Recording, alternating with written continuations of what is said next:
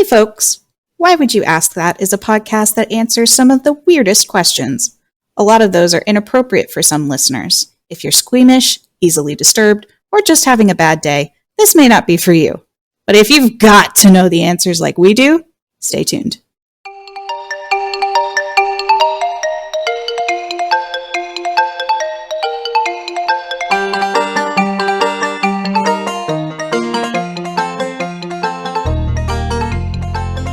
Why Would You Ask That? Hosted by me, M, they, them, and Karen, she, her, and Remy, he, him.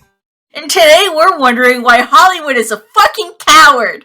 The whole damn thing. Why are you fucking cowards? Gay people exist. Why don't you put them in shit? Huh? But really, why don't we get more openly queer characters? Like, what's the fucking deal? And why is it that when we do get openly queer characters, we're like, it's either tragedies or jokes or, like, weird. You know, weird. like stereotypes. Oh, or they're like a serial killer. Or weird. Or just weird, yeah. Are you talking about weird, like, divine shitting in the park and pink flamingos? Look. Yeah. That is really fucking weird. But we're here for it. There's also, I don't even remember what movie it was, but like in comedies and stuff, like, you're gay, you're the bottom of the barrel. If you're any kind of queer, you're the bottom of the barrel, you're the bum of a joke, and you're doing something perverted in your apartment, and like rubbing your nipples, your hips while standing in the middle of a room doing nothing, and then somebody comes up to the window, your private domicile, and you're like, hey, big boy, or some shit like that. I think it was Little Nicky. I think that was Little Nicky. I don't remember a lot about that movie. Me neither. I haven't thought about that movie in a long time. No, I saw someone's attempt at a political cartoon, and it reminded me of the priest standing on a pizza. So I thought about it in like the past day or two. Yeah, queer people in Hollywood for a really long time, and even right now, have been jokes or tragedies or villains. Usually they end up dead. So, to answer this question, I'm going to take us back to the silent film era and explain what made Hollywood the way it is. Okay. So, when movies made the transition from silent era to sound, Hollywood took a turn into experimentation. A whole new world had opened up to them and people were loving it. This happened around the end of the 20s, and with the Depression going on, people were really enjoying movies as a way to take their mind off of just the general way things were going in their real lives. So this era is known as pre-code Hollywood. What is pre-code Hollywood? It was more than just a few years in cinema history. It was sort of a liberal shift in culture. As a result of Hollywood's experimentation with sound in their movies, they were able to add more dialogue and sound effects and music and more complex plots. So, because of that, some films flirted with nudity, others portrayed criminals in more positive light. Pre-code films have become sort of synonymous in like the film world with progressive ideals and bold subject matter, like addressing social issues of the time, making commentary against the church, showing empowering women, and so on. Mm-hmm. So like fun shit. Fun shit, yeah. And when you think of the 1920s, I don't imagine any of that stuff is stuff that you might think about when you're thinking of the 1920s media. No, I'm typically picturing flappers. Yeah, flappers were that time too. You know, then it makes perfect sense. Just flappers, and then you got your titties and your ditties out. Mm-hmm. Yeah, so flappers is good. Betty Boop, the cartoon, was a flapper originally. Mm-hmm. Love Betty Boop. She thinks she's hot shit. She is hot shit. Many of these topics and themes in pre-code movies went away and then didn't come back again until after the 1960s. Wow. So whenever too much progress is made in the right direction, we can still see this nowadays, there are those who will try to desperately bring things back to a status quo. Yeah. Always. Always. Several high-ranking members of Christian churches were upset about the direction cinema was going, and as such, they paid Presbyterian leader William Hayes an enormous salary to work with studios and the government to develop a censorship code. So for the early years of the code's development, Hayes found it almost impossible to enforce the stringent censorship guidelines. The early guidelines are known as the, quote, don'ts and be carefuls. So I've got a full list, and I'll link it on the resource page, because it's 7 pages long, and so I'm not going to read it all to you. Good Lord. Yes. But here are some highlights of the most well-known parts of the code. So, any licentious or suggestive nudity, in fact or in silhouette, and any lecherous or licentious notice thereof by other characters in the picture is one of them. Okay. No ridicule of the clergy. Okay. No pointed profanity by either title or lip, so nothing on writing, nothing from dialogue. This includes the words God, Lord, Jesus, Christ, and in parentheses it says, unless they be used reverently in connection with proper religious ceremonies, into parentheses, hell, damn, God, and every other profane and vulgar expression, however it may be spelled. Jesus. There's special care must be exercised when dealing with sympathy for criminals, the use of drugs, and the institution of marriage, and no showing of relationships between persons of different races. Because why would you? Yeah. So by 1934, there was sort of like Hollywood was going more and more and more towards these progressive ideals, and so by 1934, the public was very wishy-washy about the whole ordeal. There was a lot of people who liked it and a lot of people who didn't, and Hayes had been sort of working in the background to bring this sort of uproar against Hollywood to fruition. So by 1934, there was enough of it that a resolution was passed that required all Hollywood movies going forward would need a certificate of approval to be released. No. So the 5 major film studios, MGM, RKO, Warner Brothers, Paramount, and 20th Century Fox, had no choice but to agree to do it. And at the time, cinema wasn't legally protected under the First Amendment because it was considered strictly business and not personal expression.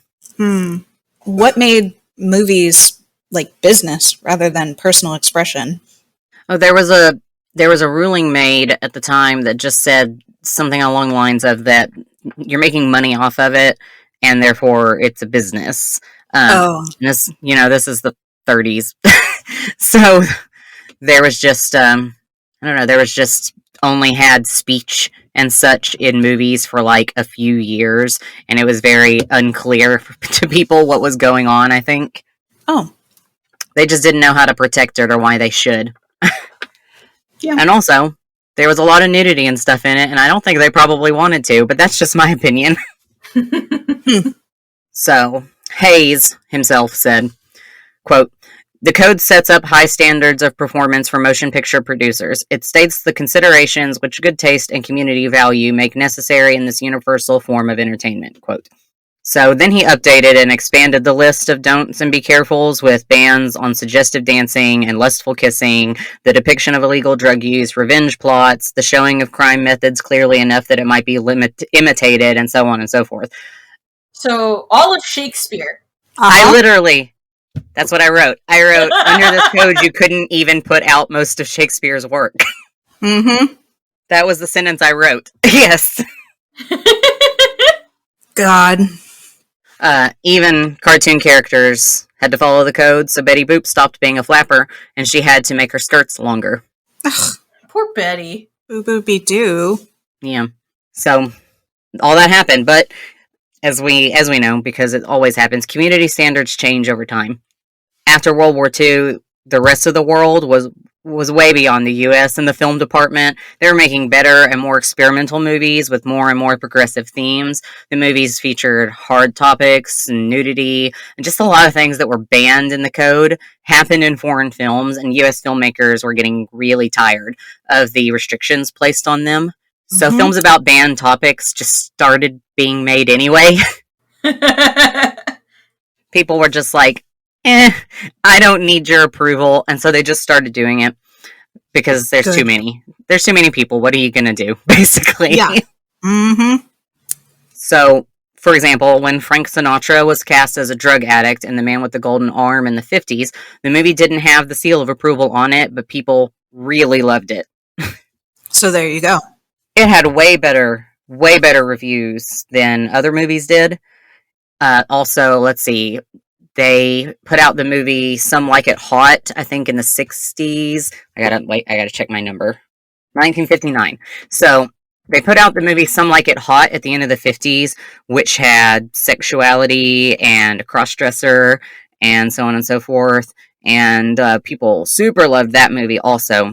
So they tried to make the code flexible after that. Because they were like, well, okay, people like this stuff. Let's loosen the reins a little bit because we like the money.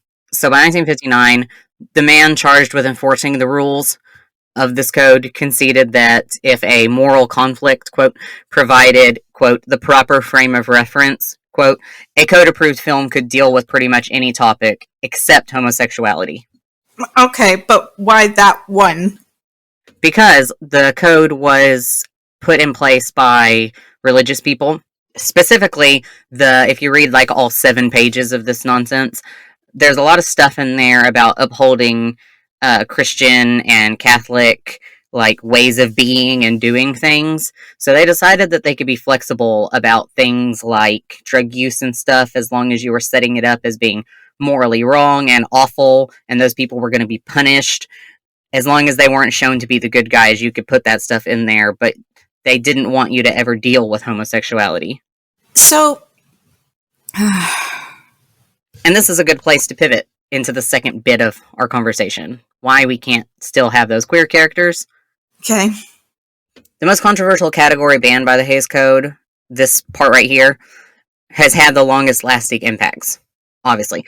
The term sexual perversion is banned in there, and it was used to refer to any behavior that deviated from the perceived natural order of romance, sex, and gender, as defined by the church. Ew. Yes. So the ban applied to all characters attracted to the same gender, or characters who differed in their gender presentation or identity. So nudity and violence were reintegrated into film canon following the abandonment of the code, but LGBTQ characters remained taboo. And for decades after those characters were allowed to appear in films, their sexuality and gender were like necessarily had to be shrouded in a thinly veiled innuendo and visual cues because they still weren't really supposed to be in there. Right. If the character was to be openly same-gender attracted or transgender, then they were supposed to be killed or presented as morally corrupted and punished for being queer in some way. Wow. Fuck you. Yes. So then even today, 40 years after the end of the Hays Code, queer characters are still rarely allowed to exist freely and enjoy a happy ending because 40 years is not a very long time. That's not very long at all. I love being illegal. So, I mean, it's changing. I mean, drastically now. Maybe not drastically. We still don't have 100% fully queer cast in mainstream media. Maybe someday. Hopefully. And it might surprise you to know that prior to the code's enforcement, LGBTQ characters were somewhat prevalent, if heavily stereotyped and exploited in a number of major films in the 20s. In the 20s? Yep. Okay. So like I said, directors were pushing more and more boundaries and experimenting with more progressive themes, and it set the stage for a movie called Wings from 1927, which is what is considered the first gay kiss in an American film. I have a picture. Oh. Aw, that's precious. It also looks sad. Are they, is there a war? What is happening? There is a war. I'm going to tell you the plot. Wings follows 2 Air Force pilots in World War I, Jack and Dave, who compete for the affections of a girl before discovering that the true love they feel is for each other. That is so cute. That's the micro plot. While the relationship is referred to repeatedly as a friendship, the acting and directing of the film make it really obvious that the men's feelings are romantic. And the storyline ends when one of the men is fatally injured.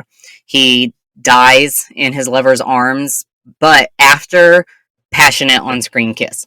Yeah, we love passion. And kiss. Mm-hmm. And after.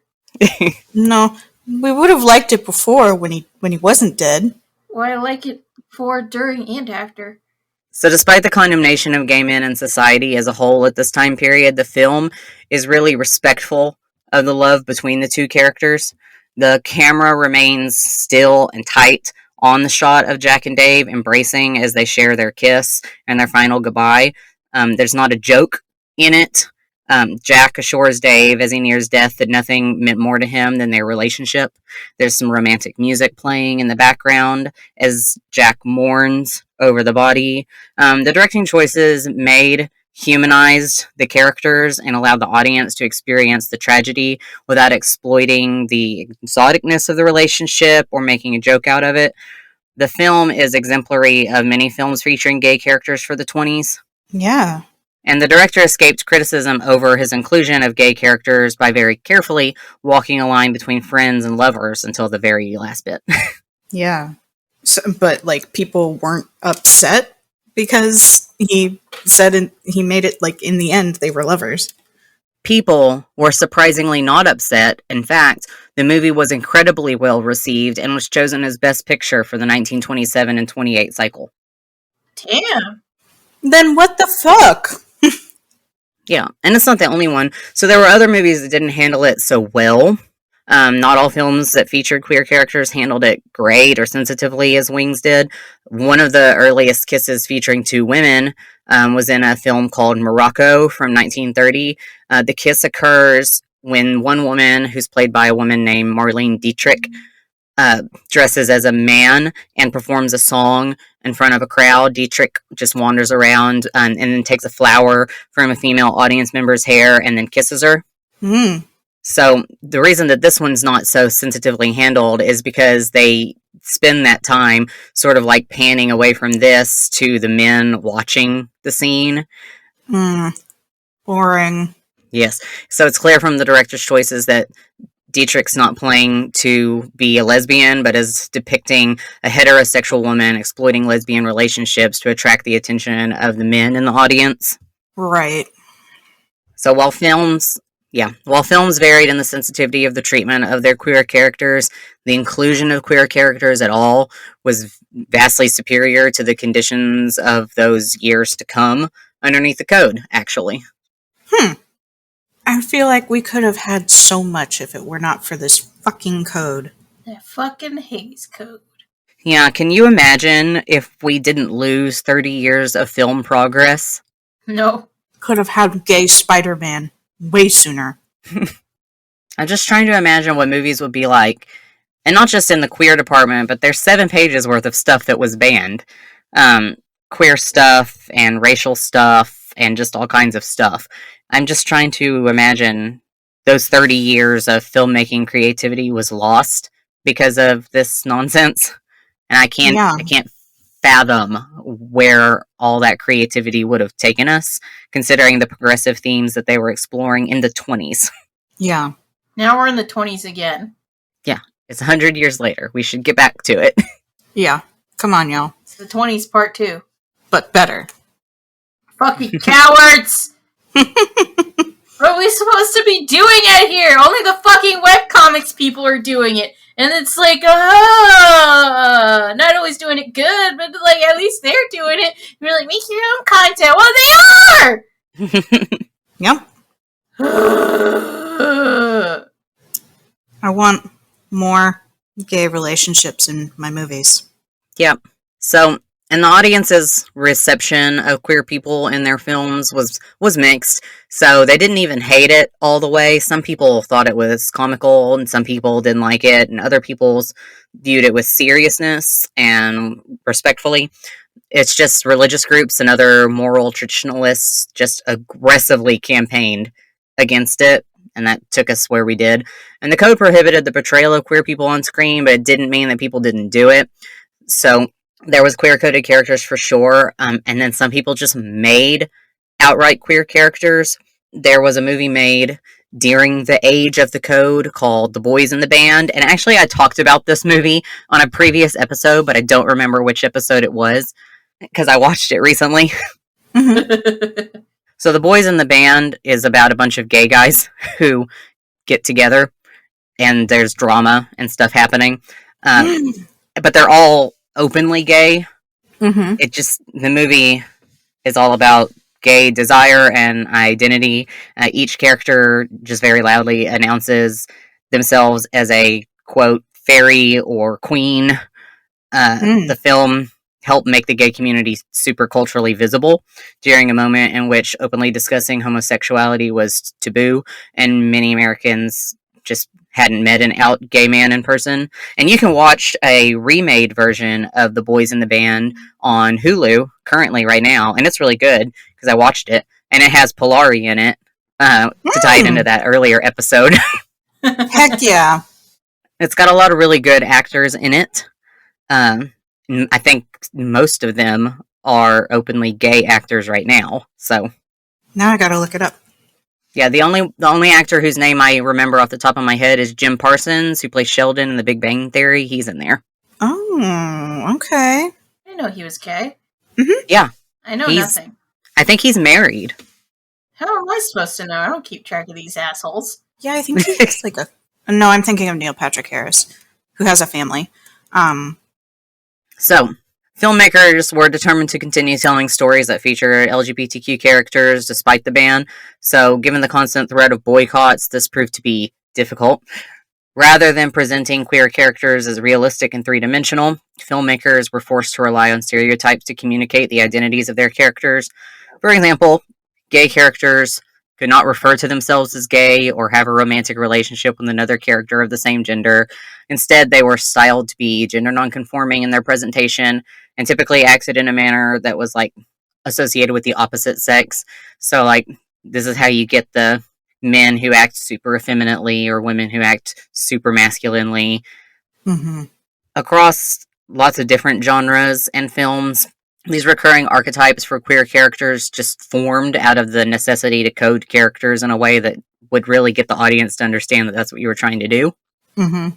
And the archetypes began to just bleed out of the film world and just sort of infiltrate society. And so many of the most pervasive homophobic and transphobic stereotypes can just be traced to this period in film history where people started to just sort of believe these things about people. Damn. Because it's like, if you never experience it, if you never see it, because they're out in the public, they were closeted, and so people didn't witness it, and so their first experiences of it are in film. That's tragic. Yep. And then there's visual cues also that they were using to signal a character's identity to the audience. And those cues were derogatory or often sexual, which is also how you get those stereotypes that queer people are promiscuous, but straight people aren't, like we talked about in the blood donor episode. Yeah. So there's an example from a film from 1941 called The Maltese Falcon, which is a detective story, actually. Sounds like one.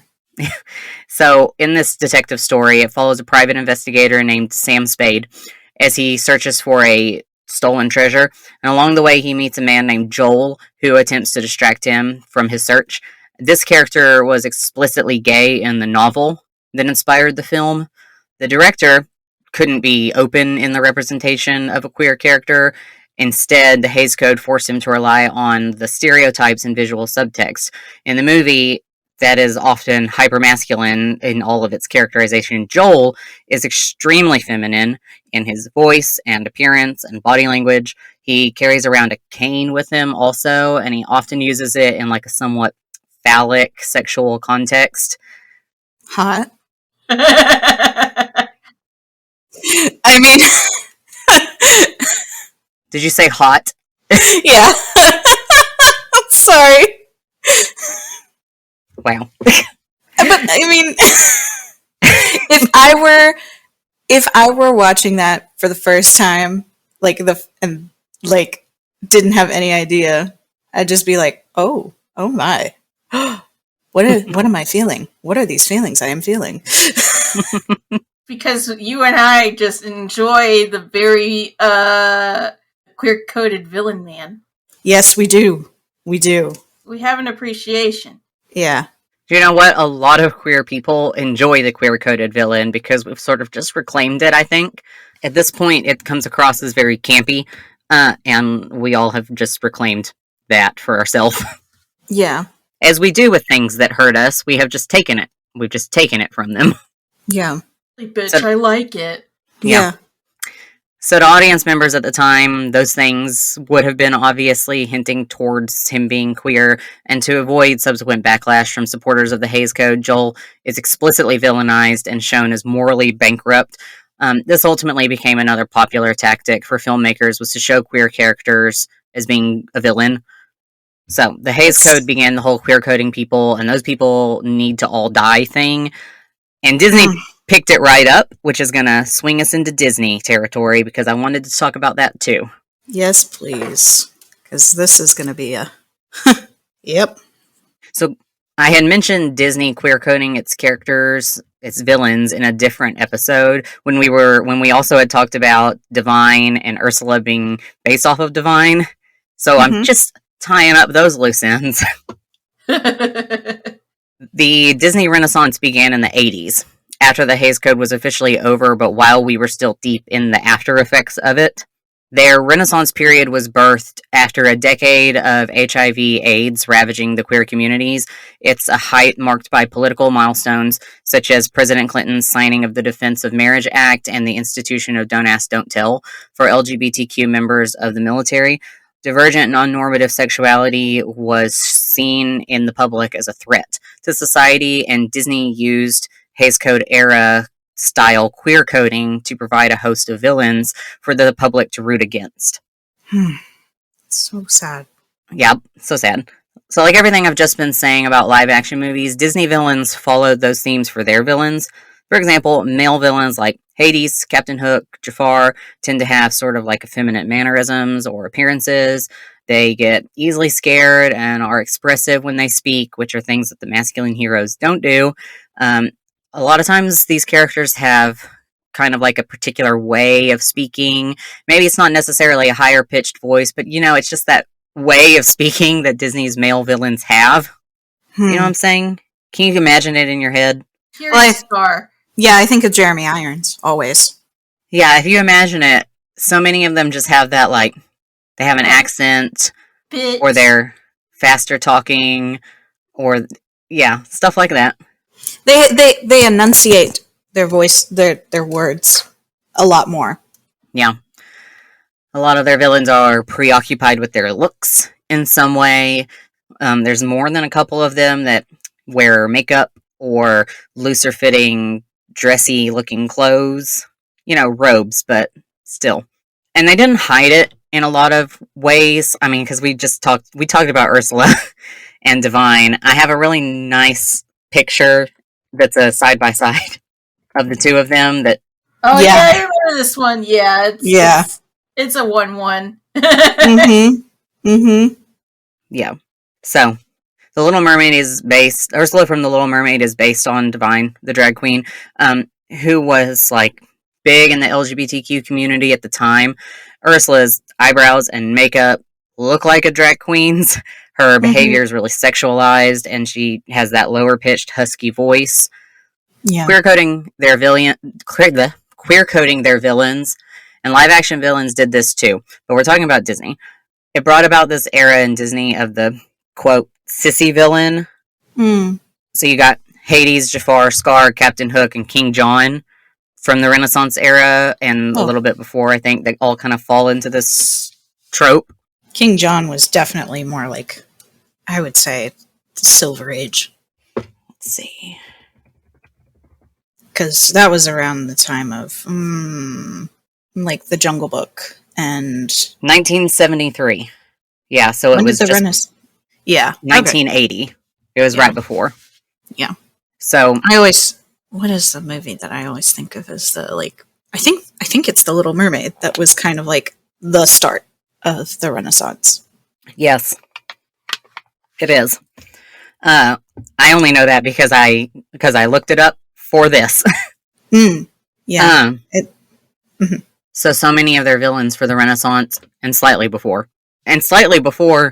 is closer to the Hays Code than after, even. So, because the Hays Code ended in 68, 69. So 73 is closer to that than even the other things in the Renaissance era. Now I have to know, like, all of the movies in the Renaissance era and their villains. Hang on. Be right back. BRB, a research check. That's the theme. You got The Little Mermaid, The Rescuers Down Under, Beauty and the Beast, Aladdin, The Lion King, Pocahontas, The Hunchback of Notre Dame, Hercules, Mulan, Tarzan. Yeah. Ratcliffe. He's another good example of the... I have a lot to say about him further down.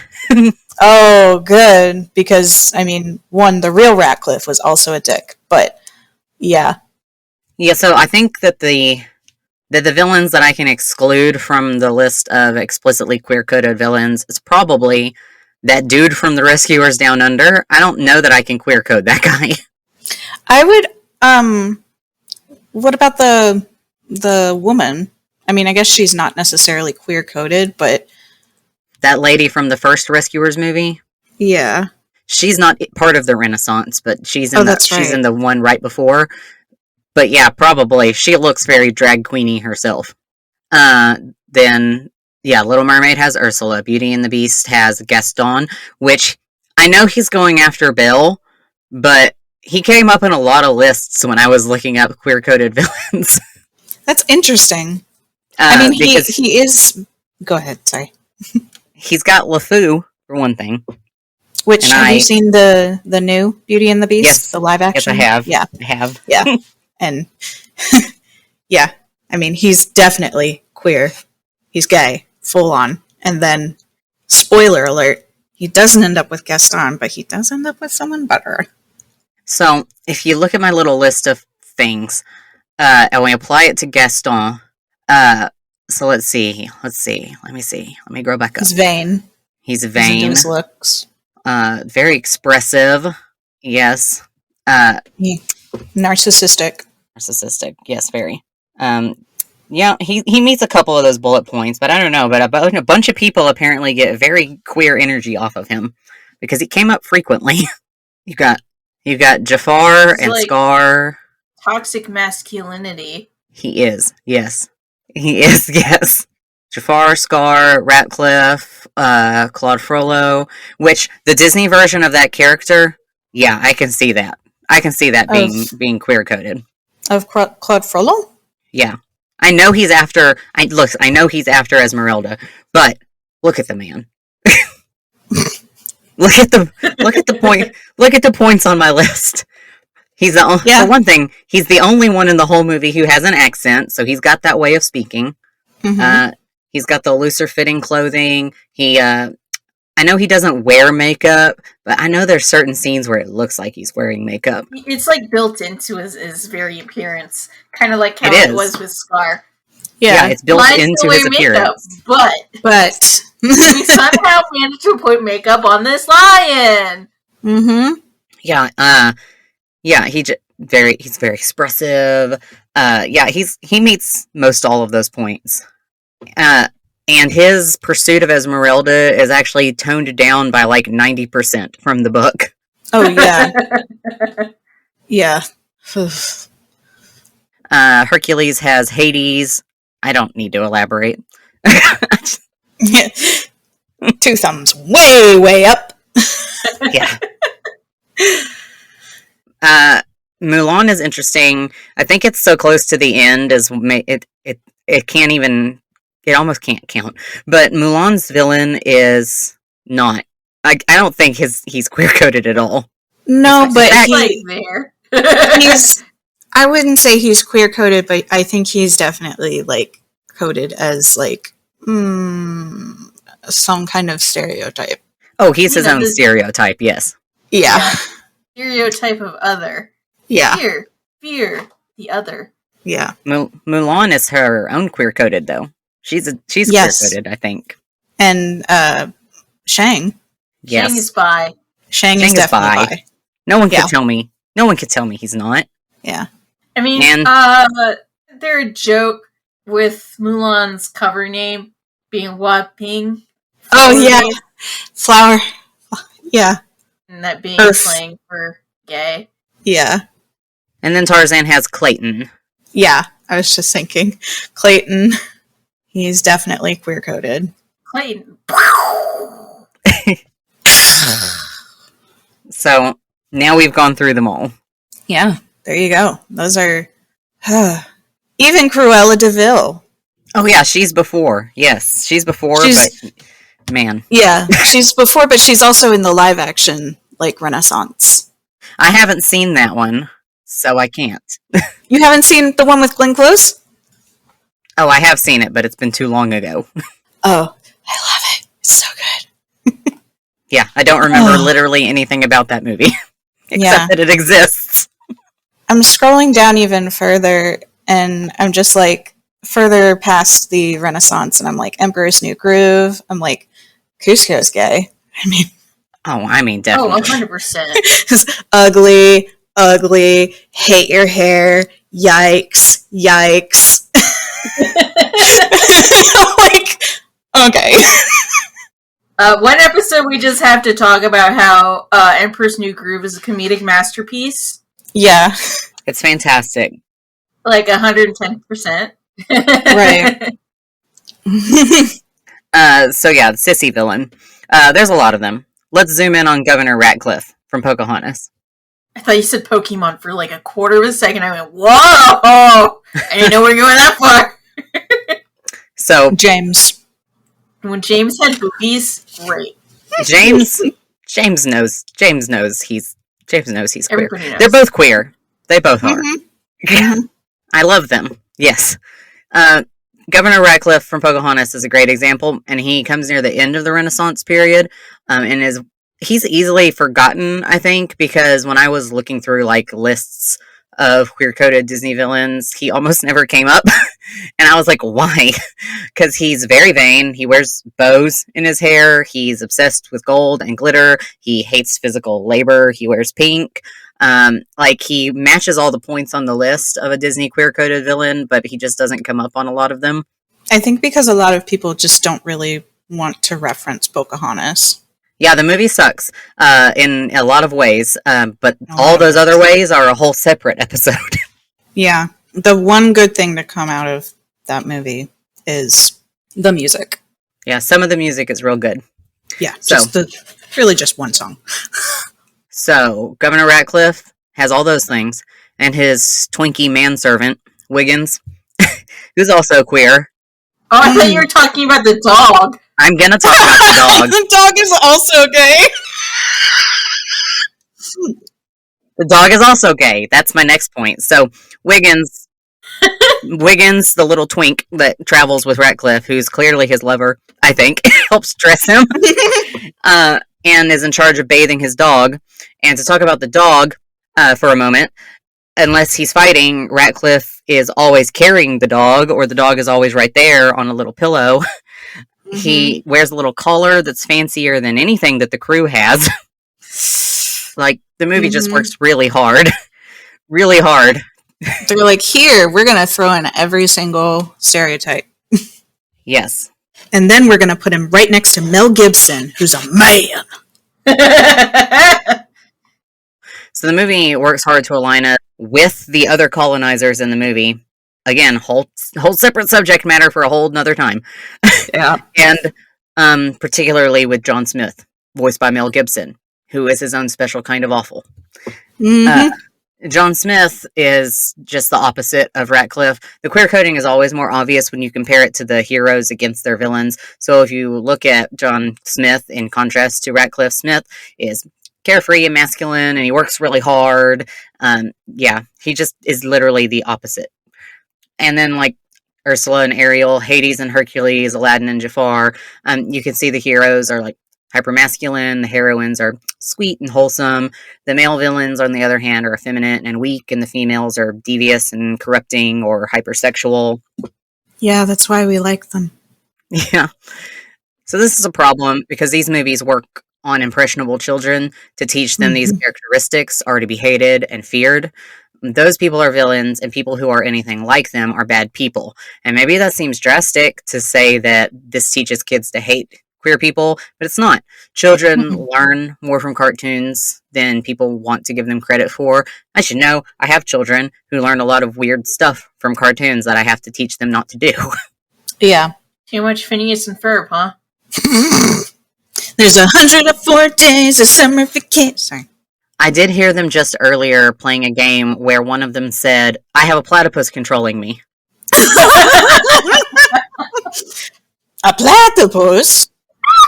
Selfie the platypus!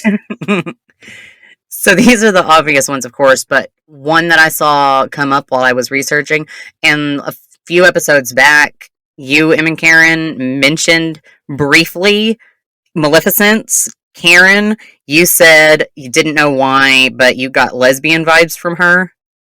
Well, Angelina Jolie. And then you said, I don't think Angelina Jolie helped it. And I said, maybe it was Tomb Raider. And I couldn't really pinpoint it either. So I'm happy to report that someone else has pinpointed it for us. Oh, thank God. So I was reading an article on digital trends to cite them so that they get credit. I'll link it. I'll tell you what they have to say about Maleficent. She is, what they say is, quote, she's a figure othered by a closed-minded and ignorant society in the original story. But with the release of the live-action movie with Angelina Jolie, it kicked up the queer vibes. They say, again, quote, a failed straight romance was at the center of her descent to villainy, but Maleficent's queerness was more present than ever, the sole other in a world of fairies, princesses, and kings. Yep. I've seen that show. That's their opinion on why people get queer vibes from her. Yeah. And, yeah, that must be it. And I was like, you know what? Yeah, I get it. Because in the original one, yes, she's a figure othered by a closed-minded and ignorant society. Yes, they left her out because she's scary. Because she's a scary dark fairy. Which is literally their sole reason for leaving her out of the party. Yeah, they're like, ugh, she always has that raven with her. And then, like, there's like a cloud of green that always hangs about. And I don't know. She always kind of smells like brimstone. Have you noticed? And then in the live action one, as I say, a failed straight romance is at the center of her descent into villainy. Mm-hmm. And then she is left as the only other in a world of fairies, princesses, and kings. And I was like, yeah, okay, this makes sense. Okay, I got it. I see. Yes. Yeah. Yeah. And this is a really good point for me to talk about the last thing I want to talk about, if you're open to it. Yes. Mm-hmm. Mm-hmm. So speaking of othering, I wanted to talk for a moment about Howard Ashman. Do you know who Howard Ashman is? No. Do you know Karen? Him. Yeah. Okay. So he wrote the lyrics for many of the Disney Renaissance movies. Well, not many. Some of the Disney Renaissance movies. He was also an openly gay man fighting a losing battle with AIDS. As Ashman was battling for his life, the stigma of being both gay and sick in the early 90s crept into his work. So let me tell you about Howard's life and how The Little Mermaid and Beauty and the Beast are explicitly queer stories at their hearts. And not just that their characters, those two characters are queer, but that the stories themselves are queer narratives. So ready. Are you ready? Okay. Mm-hmm. Okay. So, he moved to New York in 1974, and he worked for an editor at a publishing house and wrote plays during the evenings and weekends. And he came with his lover, Stuart, who he'd met at a summer theater program in '69. So, the two, against prejudice and hate, didn't try to hide their romance. Howard's sister said, quote, as much as two men in 1970 could be together as a couple, they were. End quote. So his relationship with Stuart had a lot of conflict until it ended in 1980 with Howard moving out of their apartment. Stuart was really popular in the gay scene in the city, and he slept around with a bunch of other men, and some of whom he would pick up and sleep with them while he was still with Howard. Oh, no. Oh, not cool. So in a post-Stonewall and pre-AIDS New York City, sexual freedom was common amongst queer men because they used sex as a form of defiance and protest. It was just a way of, like, pushing off the rigid norms of heterosexuality and exploring options outside of monogamy. But Howard was not interested in exploring options outside of monogamy. And that's not how it works. You don't force your partner to do that if they don't want to. So toward the end of their relationship and the time that followed, Howard was writing Little Shop of Horrors. Mm-hmm. Do you both know Little Shop of Horrors? Yeah. Feed me, Seymour. That guy. I was just making sure. So he was writing the lyrics for Little Shop of Horrors, which within the context have the potential to reveal something interesting about Howard's personal views. So in the song Somewhere That's Green, Audrey, the lead, sings about escaping to a better place. She wants to get away from Skid Row and go to a place where she can be free to live the life she wants. She dreams of an ideal American home accompanied by the lush American family life. However, as Howard was in a relationship in which various social norms were being pushed and tested, he was engaging in group sex as a means of trying to save his relationship. And these lyrics that I'm going to read to you could be more telling than they may seem. So here's some lyrics for you. Quote, "A matchbox of our own, a fence of real chain link, a grill out on the patio, disposal in the sink, a washer and a dryer and an ironing machine, and a tract house that we share, somewhere that's green." End quote. So this is a good introduction to how Howard often interjected his own feelings or worked through things going on in his life through his work. There's nothing extravagant about Audrey's desires. She wants a normal life, and she's being denied it. She pines for things most people take for granted. In the show, these desires evoke sympathy for Audrey. She's a woman who is misunderstood and trapped in an abusive relationship.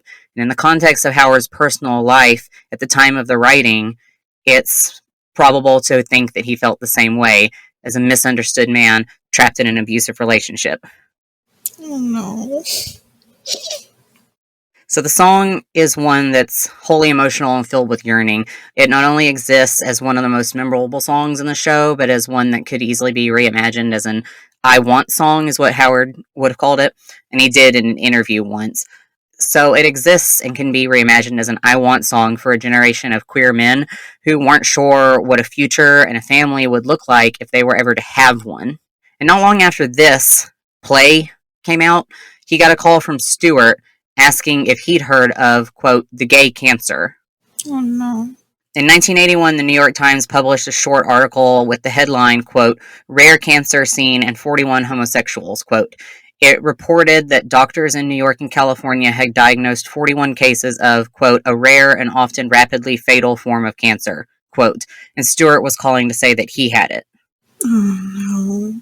So Howard visited Stewart at the hospital, and the two reconciled their differences, and Howard watched Stewart, the first man that he had loved and been in a relationship with, lose weight and become weaker and weaker until he died in July of 1983.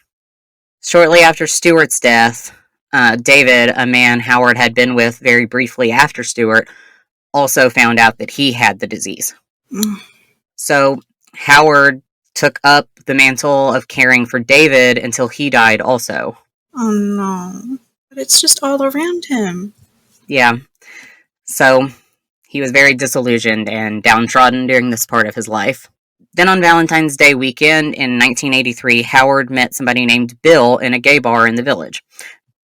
Okay, and he also had it? Bill was new to the city and was working as an architect. Bill said that he could see Howard was looking to settle down, and despite the fact that he was really unsure about committing, he thought Howard was the kind of man he could spend his life with. Oh, And so classic.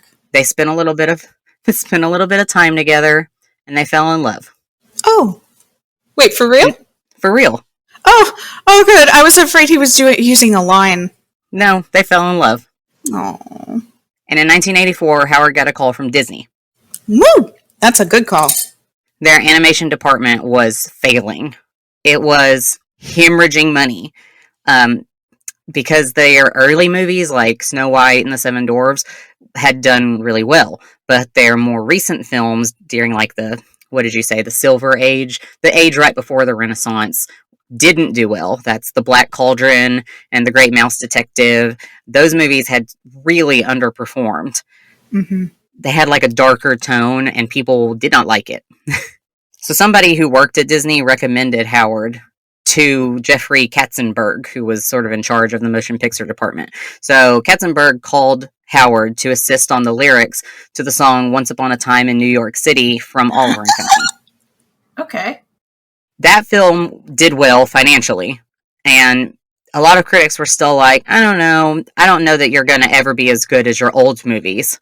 So Katzenberg was like, please come and work for Disney full time. So Howard brought his music writing partner, Alan Menken, with him, and the two began working on a project Disney had been working on for a while, The Little Mermaid.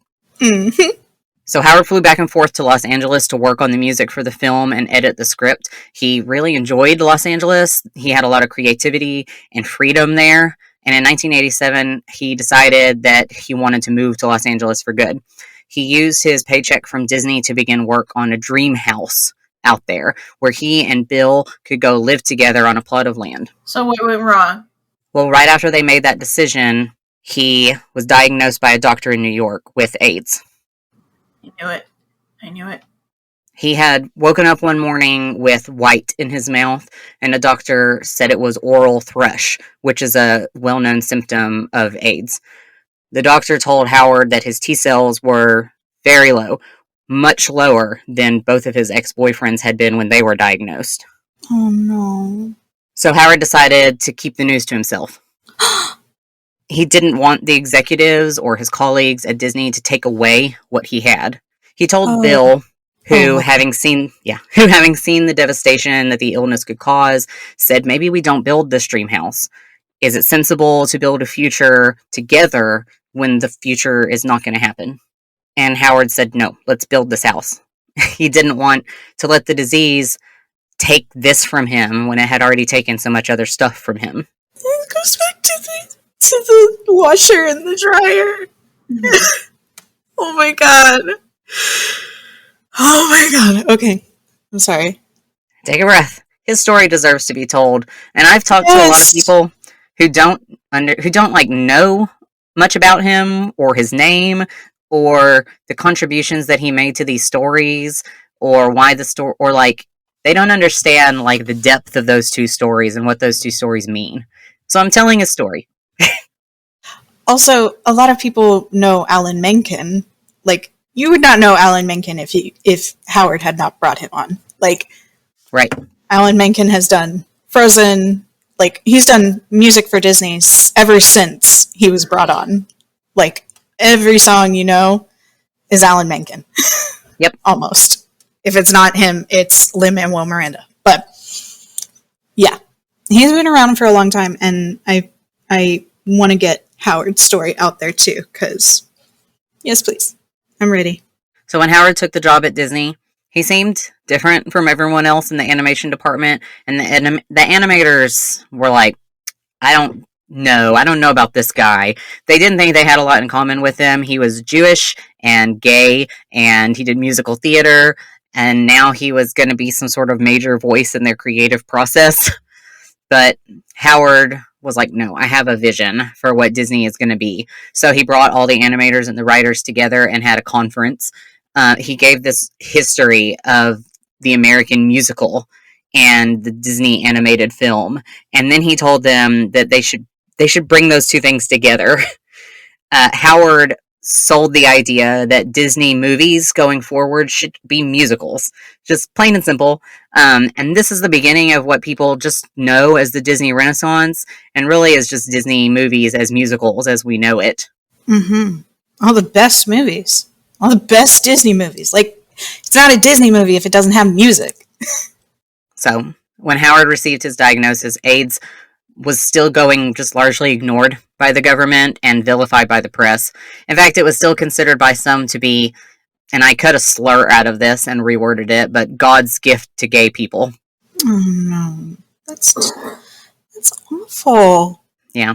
So in this context, if you look at the lyrics to the song Part of Your World from The Little Mermaid, you can draw some conclusions. Yeah.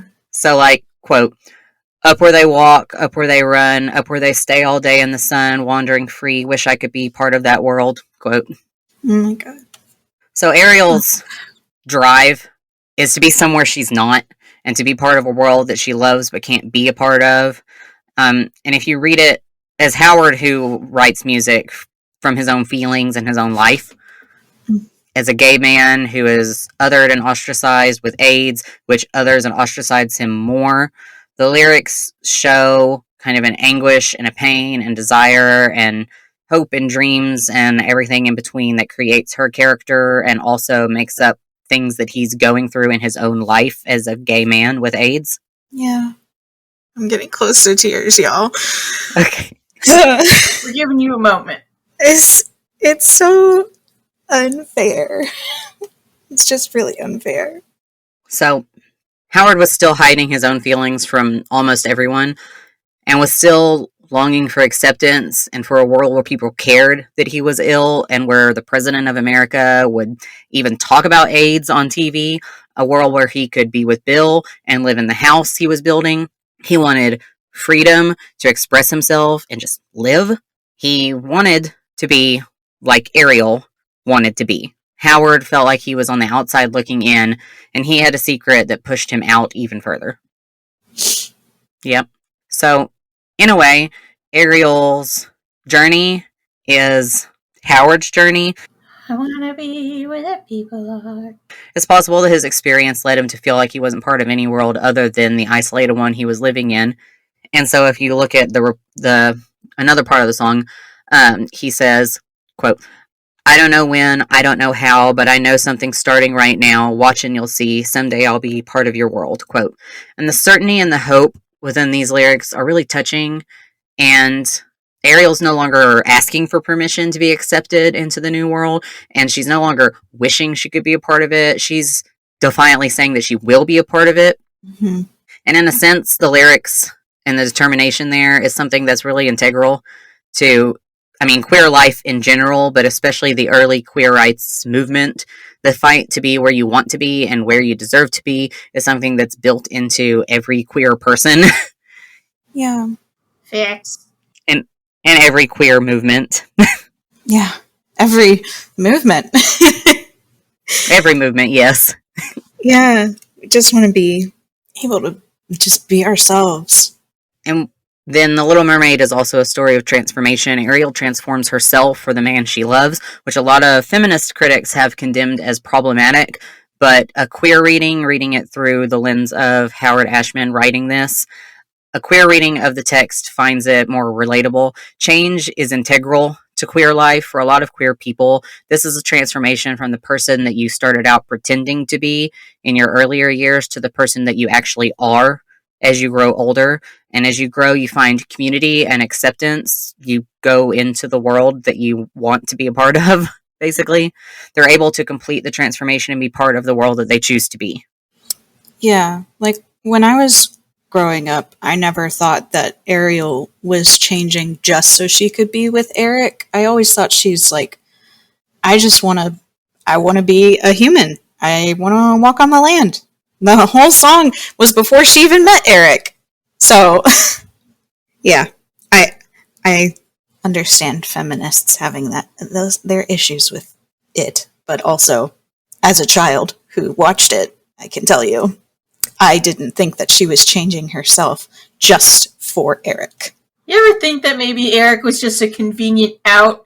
She's yeah. Like, oh! She's like, oh, you know what?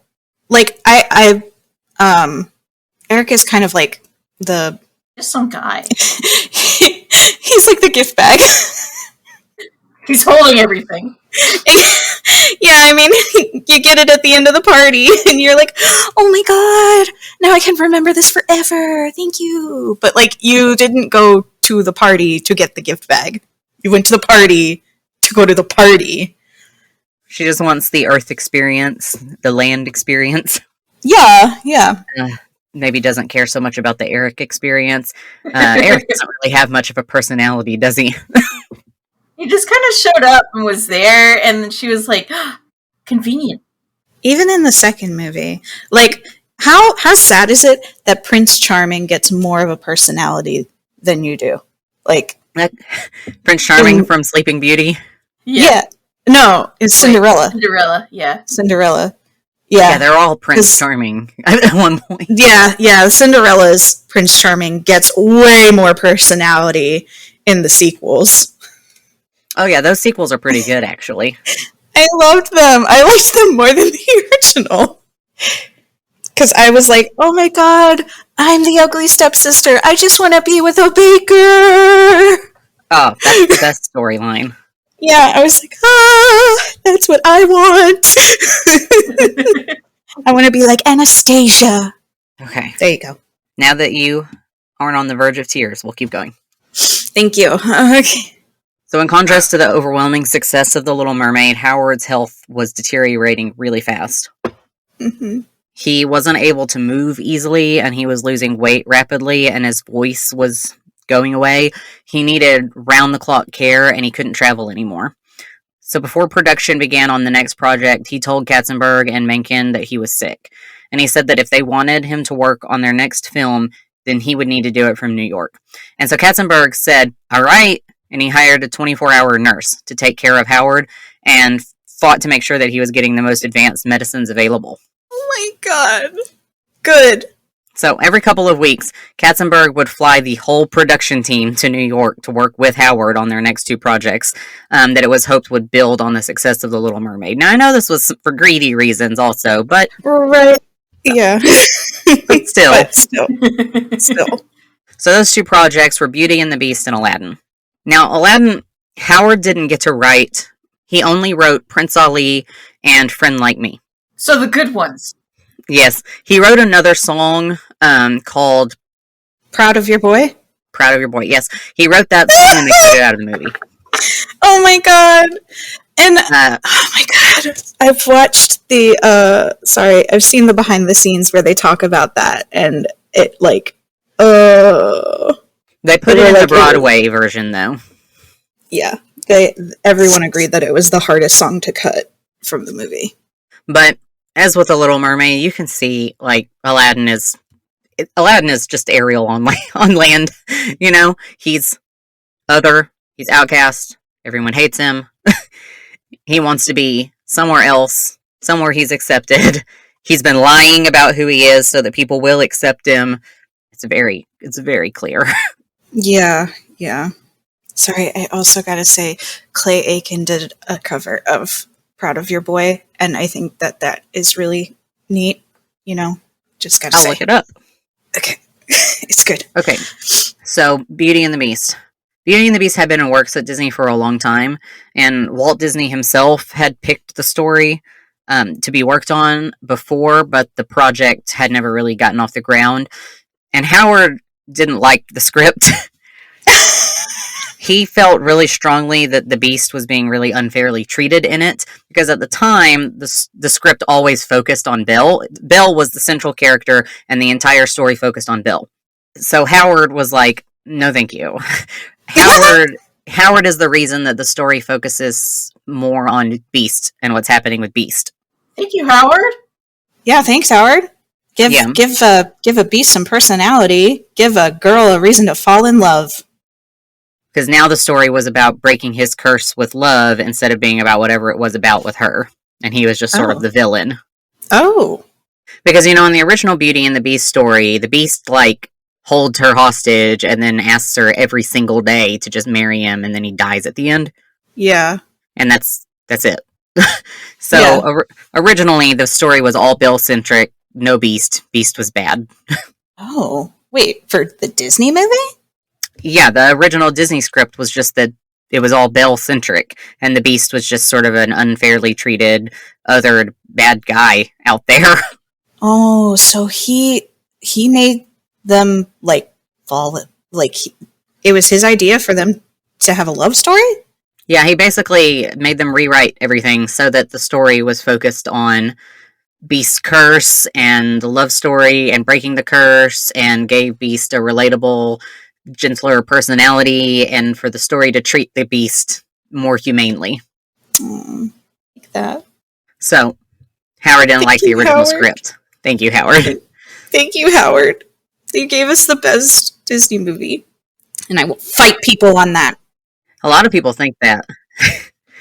So, during that pre-production stage, he developed a real kinship with the Beast character because the Beast was misunderstood and separated from society, which was something that Howard could relate to because he was stuck in his New York apartment, too ill to do anything else. And so when Beauty and the Beast was remade in 2017, its director, Bill Condon, spoke on his interpretation of Howard's Beast. He said, quote, "The Beast was cursed, and this curse had brought sorrow on all those people who loved him, and maybe there was a chance for a miracle and a way for the curse to be lifted. It was a very concrete thing that he was doing." End quote. Mm-hmm. A very concrete thing that Howard, had been doing with that character. Yeah. Yeah, I remember watching, because I heard so much bad shit about the live action one, and it was really just a musical, and people were like, I wanted something different. It's like, this is a musical, bro. It was good. Mm-hmm. It's literally a musical with CGI. I liked it. Yeah. Everybody hated on it, but I was like, but we got one of the greatest songs of all time through it. Evermore. Yeah, it was good. So, in terms of the lyrics, Howard wrote for Beauty and the Beast. His lyrics to the mob song are the most enlightening and can be open to be read as an outpouring of Howard's anger at the situation he's in. So as the townsfolk gather together, egged on by Gaston, they form a mob and attack the Beast Castle with their torches and their pitchforks, and the Beast, who's just very deflated and doesn't feel like fighting back. It's pointless. That he just lets them have at him, basically. Mm-hmm. So the lyrics are telling, quote, "We don't like what we don't understand. In fact, it scares us, and this monster is mysterious, at least," quote. Yeah. It doesn't take much work to see the lyrics as outrage and anger toward a world that was demonizing queer people. The attitudes towards queer people during the AIDS crisis were hateful and disdainful, and not to mention the fact that gay men were continually being portrayed as murderous and sex offenders on film, and continuously adding to the disgust from society. Those things did. It's easy to see that any queer person would be angry at this. Yeah. Beauty and the Beast became one of the most successful films in Disney history, but Howard didn't live to see it. Yep. Howard Ashman died March 14th, 1991. The film premiered in an unfinished state at the New York Film Festival the same year. It was advertised as a work in progress, with roughly 70% of the film completed, and the other 30% was made up of storyboard images and pencil tests. So despite being in that state, the film received a 10-minute standing ovation. Wow. 10 minutes? Yes. I can't stand that long clapping. Do they take it in shifts? I mean, it dies down and then something else happens and you're just like clap, clap, clap, clap, clap, clap, clap. Yeah. The credits probably lasted that long and they're just standing for the whole credits. Yeah. I mean, good for the movie. I like the movie, but damn, dude. I mean, they probably, it was a premiere, right? Yes. So they probably had the cast and the producers and all these people coming out, and you have to clap for each and every one of them. Oh, I hate that. I barely do it at work. I kind of do the thing where I wag my hand and hope a noise happens. So, at the Academy Awards ceremony, Beauty and the Beast was nominated for 5 Oscars. It won 2 for Original Score for Menken and Best Original Song for Beauty and the Beast for Menken and Howard. Mm-hmm.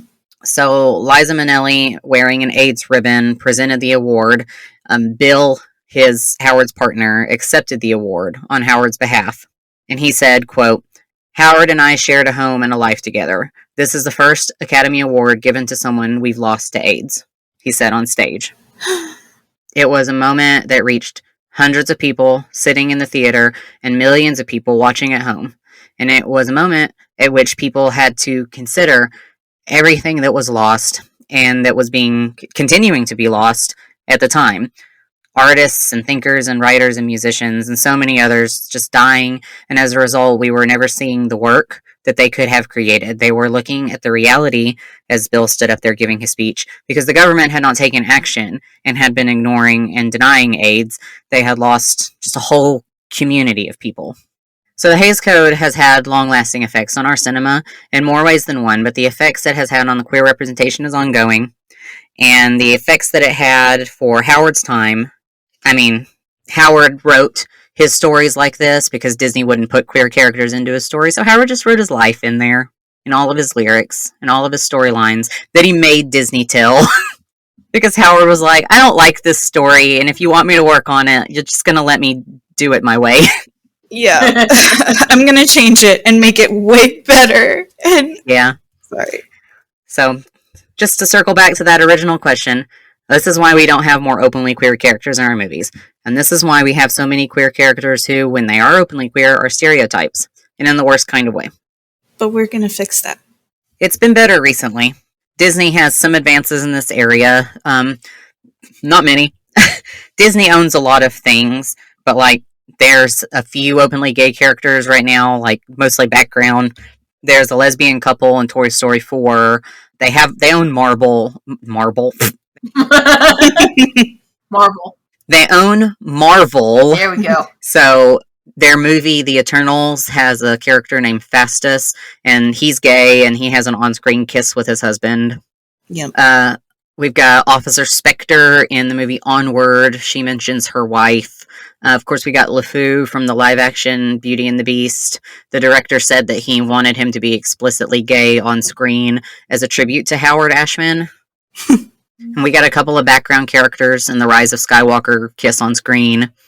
And Hollywood itself is making an effort to move towards more positive, less stereotyped representation. We're getting there. We just have to keep pushing for better. Yeah, and we just gotta be in the room. We just gotta have people in the room. So, room where it happens, the room where it happens, the room where it happens. Thank you, Remy. That was, I'm amazed by Howard and his life and his work. And I hope that people listen. If they don't listen to any episode of our show, I hope they listen to this one because Howard deserves it. But I would like it if everyone listened to all of our episodes because we talk about a lot of queer stuff. Because we're queer. We're queer. It's just, our favorite subject. Our own history. It's, kind of a thing. Why would you ask that? Subtitle, The Gay Podcast. Yes, we're gay. That's why we talk about being gay.